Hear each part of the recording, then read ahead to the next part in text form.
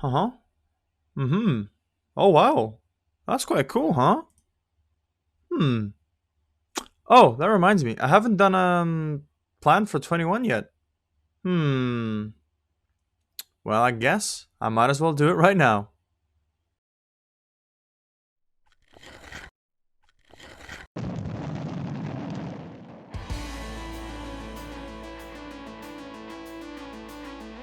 Hello world and welcome to a video that has been quite long overdue, and it's perfectly partnered with the fact that, hey, we just got a big, well, I say big, a new features announcement of Football Manager 21. So what we're gonna do, we're gonna combine those two and tell you what the plans are for the future.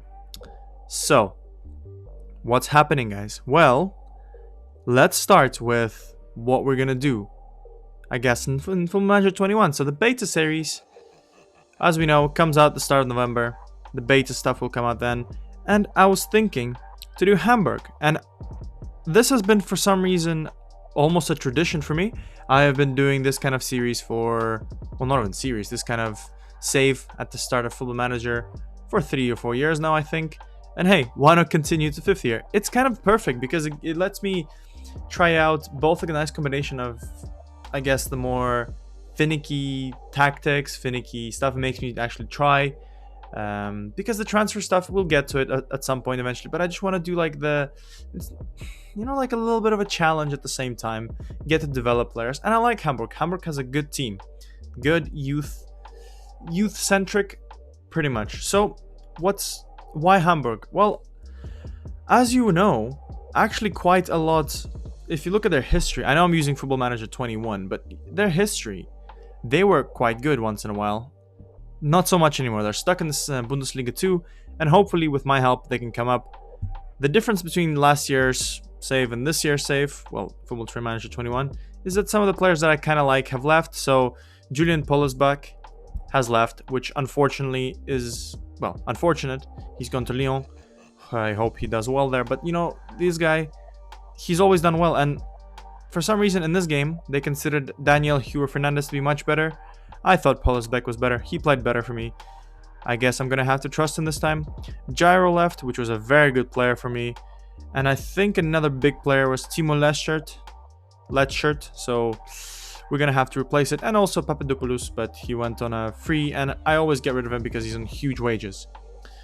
So yeah, apart from that, I think the big important players that you will probably see in a few weeks' time, well, month time actually, is definitely Javier Michi, very good English youth prospect. Well, I say youth, already quite a developed player. We got Joshua Wagnoman. He's a very good player as well. I really rate him. He's both, man, he plays both on the left all the way across, on the right all the way across. He's got incredible bags of pace, and he's just amazing. I love this guy. And hopefully with a few, training stuff, he can become even better. Now, this is the plan for I guess the beta save, so 2 weeks. I will continue it into the main game as well, but I was thinking what I really wanted to do and what I really wanted to start. I was thinking of doing a series that I kind of wanted to do for a long time, really. And I know I was kind of in two, minds about it, because I was trying to do Leeds United because they got promoted, and I was going to be like, hey, let's try and do a Bielsa thing. But at the same time, I'm pretty sure it's going to be quite a repetitive thing.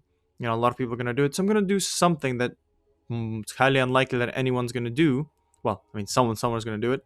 But what I'm going to do is I'm going to try to make a nice combination of a national team, and the club team, to develop the national team into a great team that can actually challenge in the World Cups. And the country I'm going for is Korea. And as I may have told across, multiple videos, I have lived in Korea for quite a while, and I really liked the place, and I wanted to, bring some nice football stuff. So what the plan is, when I guess the full game comes out, I'm going to play as Ulsan Hyundai, a very great team, my favorite team, because when I studied over there, I lived in Ulsan. That's the games I went to. Love the logo, love the brand. Oh, amazing. Some good players. And at the same time, I'll be managing the Korean national team. Hopefully, trying to develop, the league, the team, all sorts of that. So it's going to be a bit more exciting. But now, this is my plans for the foreseeable future, let's say. And yeah, So hopefully by the time, the series starts coming out, we can actually finish the current series. Currently we're doing well with Bolton. We're doing quite nice with Monaco. I might have to, rush through it a bit more. But hey, that's the plan for Football Manager 21. Now let me just discuss some features that I really, really liked and I'm really excited for. It's only a minute video, so I hope you enjoy.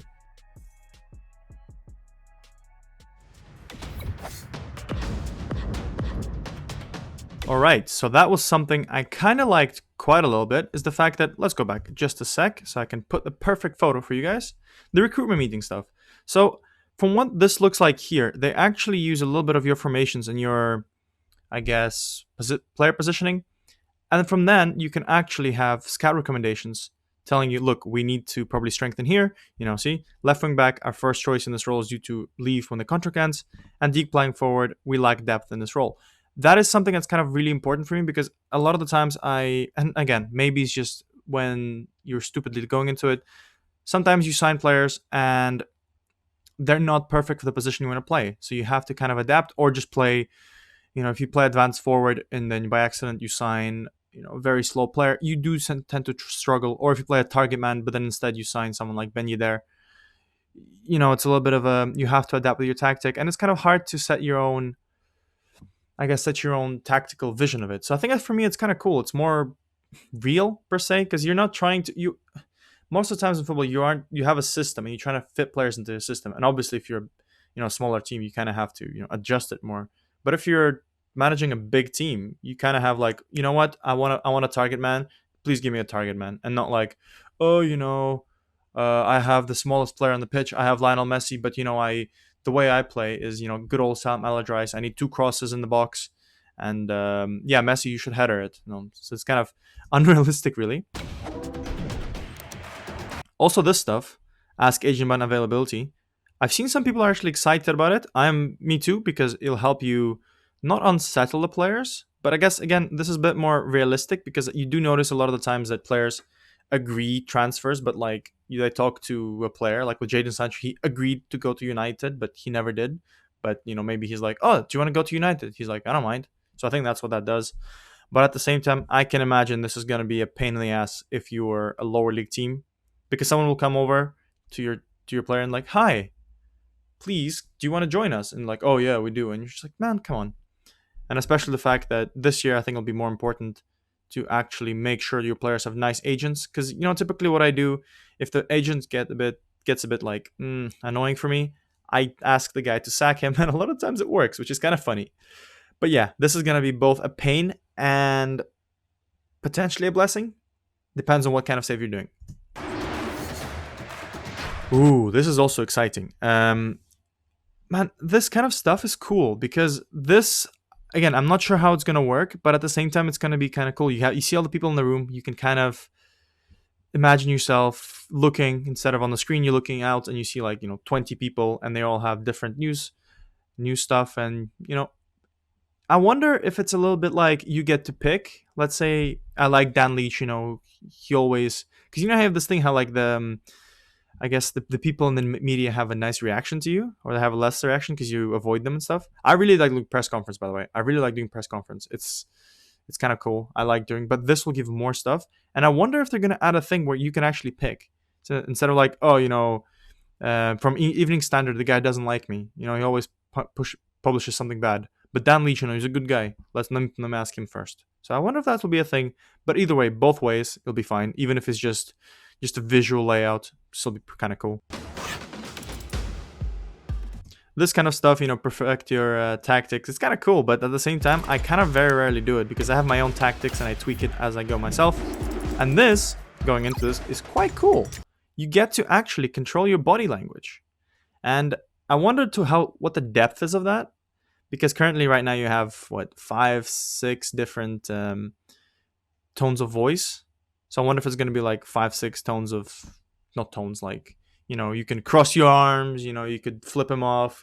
I've seen actually on Twitter where it's like Tony Pulis does it, like the body language is you headbutt the guy and then they get really happy, hey, the manager likes me. I don't know. But I wonder what the depth is in that. But it's still it's a cool addition. Again, with each game, you kind of have this little bit more realism stuff, and it's kind of cool. This is cool. expected goals, match story. I can just imagine, you know, there's going to be a huge disparity. I don't know how it's going to be this year, but there's going to be a huge disparity between chances that you should have gone in and actually go in.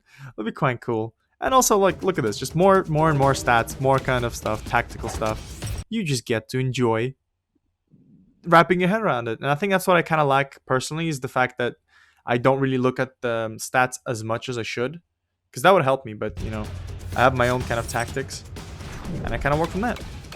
But yeah, I like the user interface as well. It looks kind of cool. And the graphics look quite neat as well.